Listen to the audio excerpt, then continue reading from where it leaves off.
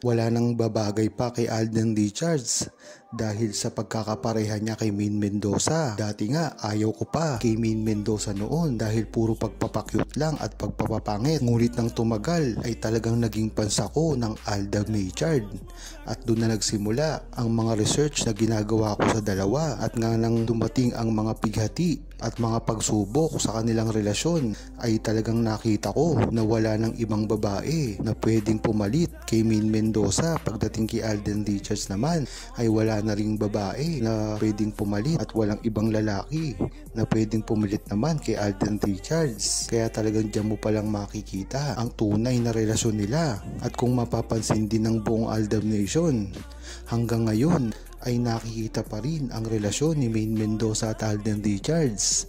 Kung talagang wala silang relasyon ay hindi na ito dapat pang pinag-uusapan ng publiko. Ngunit bakit hanggang ngayon ay tuloy-tuloy pa rin? Hindi ba sila nagtataka ng ibang love team nang maghiwalay ay wala nang pumansin at hindi na ito binabantayan ng publiko at wala nang balita sa kanila? Diyan mo malalaman na ang relasyon nila ay pang TV lamang at pang promotion ng kanilang mga network para dumami ang kanilang mga pera. Dahil kung talagang may relasyon ang isang babae at lalaki, kung maghihiwalay ito ay dapat pag-usapan pa rin ang kanilang mga buhay-buhay. Ngunit bakit ganun? Isang pitik lamang ay nawala na ito pagdating sa kanilang mga relasyon na peke. Pagdating naman kay Alden Richards at Maine Mendoza ay talagang kahit pilit pa silang sinisira ng mga bashers.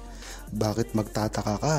Tuloy-tuloy pa rin ang mga sightings, mga resibo nila. Diyan mo talaga malalaman na tunay at real na real ang relasyon ni Maine Mendoza at Alden Richards. Kahit ano pang sabihin sa kanilang dalawa ay hindi ito kailanman mababago pa. Lalong-lalo pa ngayon na si Alden Richards ay merong pelikula. Dito mo malalaman ang tatag ng buong Aldab Nation dahil kabi-kabila ang mga pambabash na gagawin sa kanya nito. Paninira sa kanilang dalawa ni Maine Mendoza.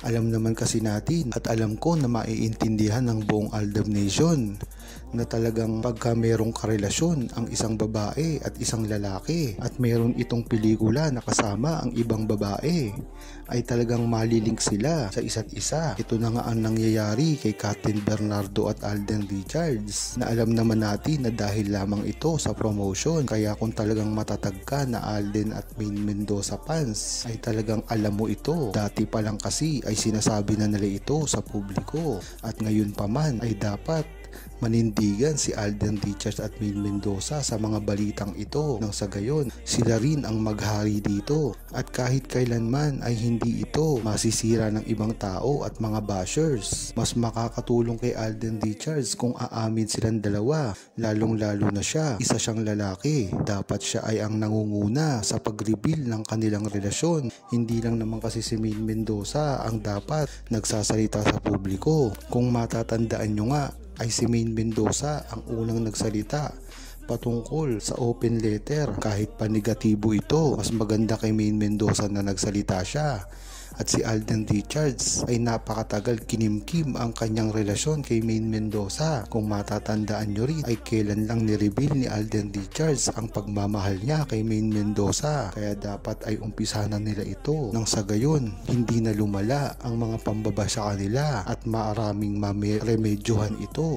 Lalong lalo na ngayon na tuloy-tuloy ang pambabash sa kanilang dalawa. Grabe nga ang latest sightings kay Alden at Kathryn Bernardo nitong mga nakalipas na araw. At kung hindi ka talaga nakatutok sa mga latest na balita patungkol kay Alden Richards at Maine Mendoza ay marahil ay maniniwala kayo na may relasyon nga si Alden Richards at Kathryn Bernardo. Kaya maaring mag-subscribe para hindi maligaw sa mga balita tungkol kay Alden Richards at Maine Mendoza. Ito nga ang mga balita patungkol sa sightings na nakita raw si Kathryn Bernardo at Alden Richards na magkasama. Ayon sa article, ayaw paawat sa walang kamachi-matching outfit sina Kathryn Bernardo at Alden Richards. Naispatan na naman ang Katden na maraming fans sa Calgary Airport na parehas ang kulay ng kanilang pang-itaas na outfit. Dagdag pa reto, parehong naka-black tops sina Kathryn at Alden.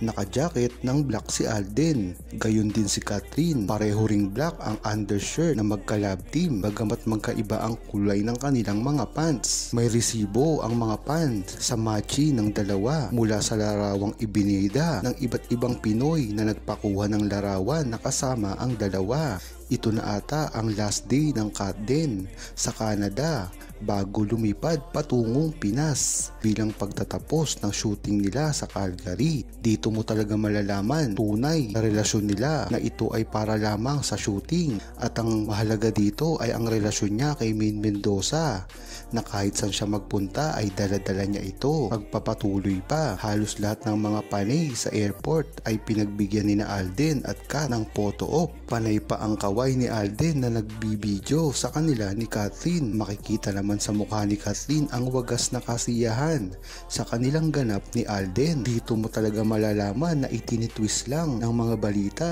ang feelings ni Alden Richards, dahil nakikita ng buong Aldab Nation na hindi naman ganun kasaya si Alden Richards.